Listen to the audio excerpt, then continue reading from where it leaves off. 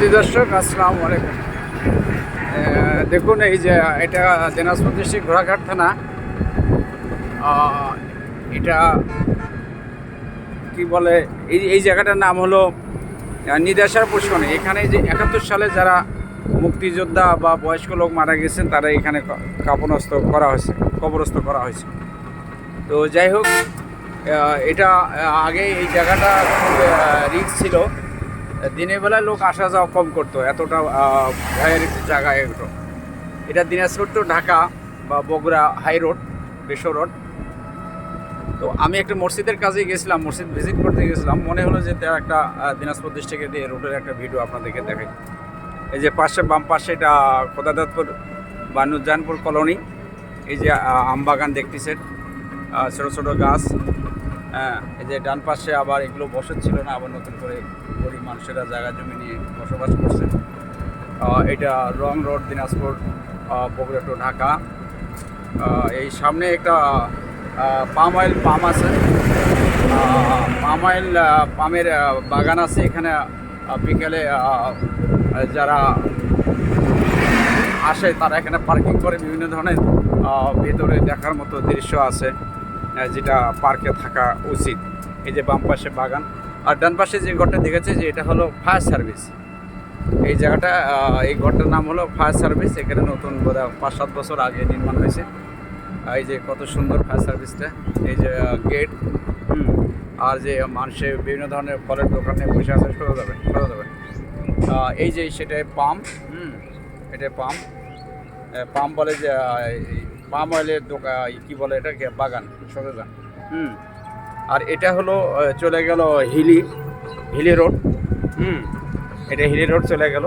আমার বাড়িটা এখান থেকে তো এই যে গাড়িতে বসে যাচ্ছে এখান থেকে সর্বোচ্চ 10 মিনিট লাগবে। এই যে ডান পাশে আমের বাগান, একটু উঁচু জায়গা, লাল মাটি। এখানে বাগানগুলোই ভালো হয়, বিভিন্ন ধরনের ফল গাছপালা ভালো জন্মে। এই যে আমি ঘুরে ঘুরে রাস্তার ডান পাশে বা বাম পাশে বা রোড সোজা বরাবর দেখাচ্ছি বাংলাদেশের প্রাকৃতিক দৃশ্য, যেগুলো দেশের অন্যান্য দেশের থেকে আমাদের বাংলাদেশের প্রাকৃতিক দৃশ্যগুলো ভালো। এই যে এটা লিচু বাগান, এটা একটা লিচু বাগান, কত সুন্দর দেখেন। যার জন্য বলা হয় যে দিনাজপুরের লিচু খুব ভালো মানের হয়।